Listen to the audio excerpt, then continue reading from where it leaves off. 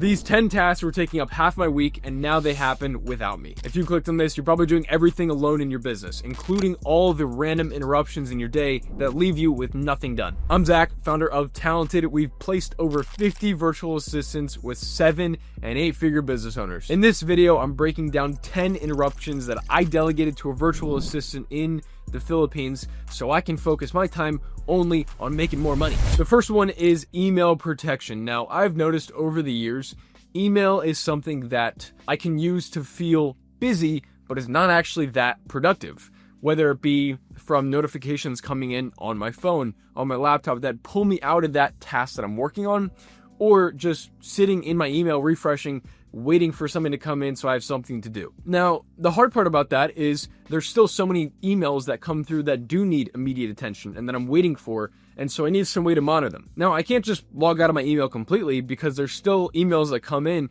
that need immediate attention, urgent response, and so that's the first thing I handed off to my virtual assistant. So she's able to notify me when there's something that needs my attention on Slack. And so I still get to handle these urgent emails. I still know about them right away. I just get notified only when it's the ones that actually need my attention. And so the urgent emails still get taken care of. She'll draft a response, she'll ping me on Slack, but I don't have to be sitting there waiting for it. Second one is calendar management. When I need to schedule something, like if I want to have a call with my team, or I want to have a call with a potential client, she will find the open slots and figure out what time works best based on my preferences. Now, sure, I also use scheduling tools like Calendly, but those have their limitations. Like if I'm in a sales conversation on LinkedIn or in email, and I just send them a calendar link, the odds of them booking are pretty low. And so she'll check the calendar, see what slots are available, and let them know what times to pick from. Now I don't have to do the back and forth of trying to schedule something,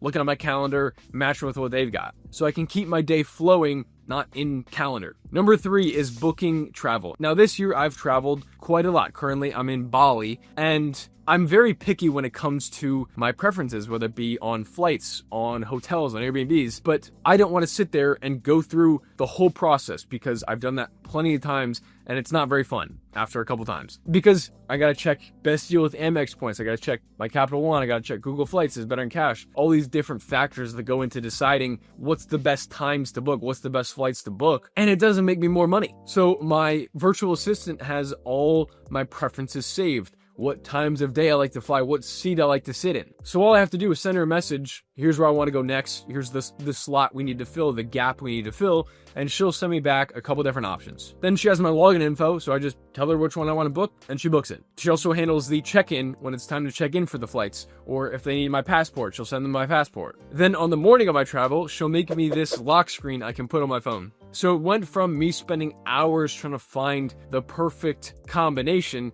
to just sending a message and she provides me the top options. Number 4 is my CRM. Now I have leads that will come in from different avenues, whether it be from YouTube, from LinkedIn, from my ad campaigns, and each one will require a slightly different action. It's not like I'm just sending the exact same templated emails over and over. So when we get a new lead, she will take the actions required, update the CRM with their information, do the background research to see more about them, what we need to do, if they booked a call, all that stuff she puts into the CRM, along with due dates. So when a due date comes up, she will let me know that here's who you need to follow up with. Because as you probably know, like with leads, time to connect with them is extremely important. And so she's able to make that first touch point very quickly, whereas if I was working on something and the lead come in, I'd have to be pulled away in order to do that. Because if a lead is slipping through the cracks because we forgot to send them a message or forgot to do the follow-up, that's lost revenue. Number 5 is meeting prep. Now I'll take calls throughout the week with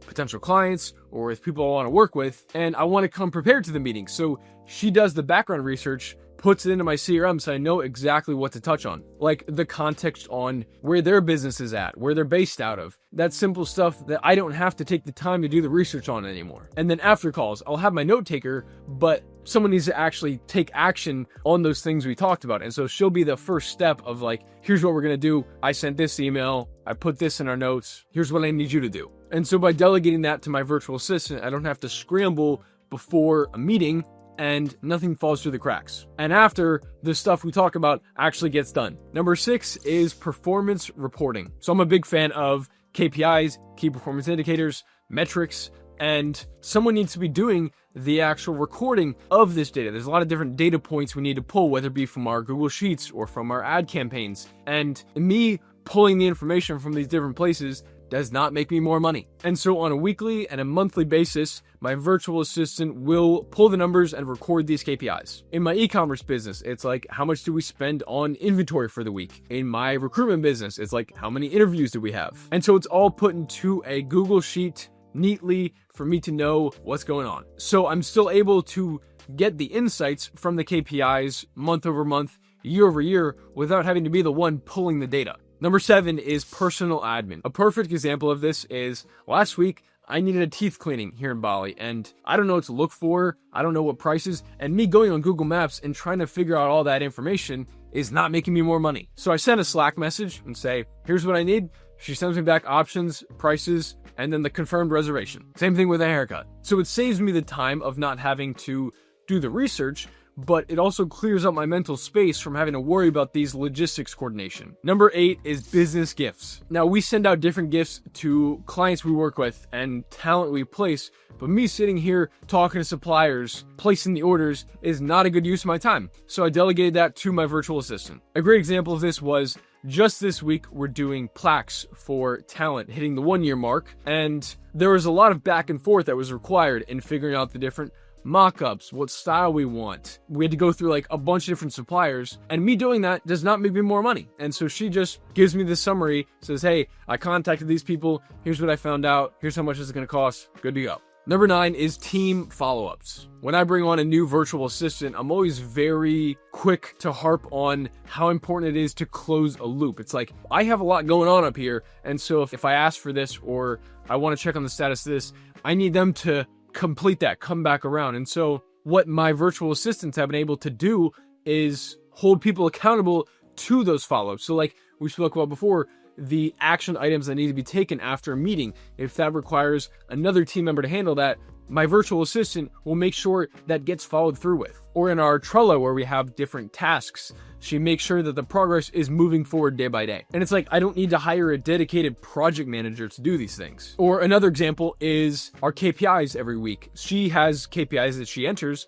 but there's also other team members that need to fill in their KPIs. And so she has a reminder to make sure everyone completes theirs and posts it in our Slack. Not so much from a time perspective on this one, more of a mental bandwidth. It's like, if I have to keep coming around to close these loops, that's taking me away from making money. And number 10 is social media. And now I don't mean making Canva creatives and posting them on Instagram. I mean, when I'm running Facebook ad campaigns, we get comments on these posts, or we get private messages that someone needs to handle. And if it's comments or DMs from potential clients, I want to make sure they get a response almost immediately so that we can keep that lead warm. But if I'm working on something important, if I'm making a YouTube video and this is pulling me away from it, my attention gets pulled away and my time gets pulled away. My virtual assistant is able to handle and field all these different messages, DMs, comments that we get. And instead of using an autoresponder, it's a personalized response, and anything that needs my attention gets brought to me. So by delegating my social media accounts to my virtual assistant, we're able to stay responsive without me having to handle every single interaction. All right, those are 10 tasks, 10 interruptions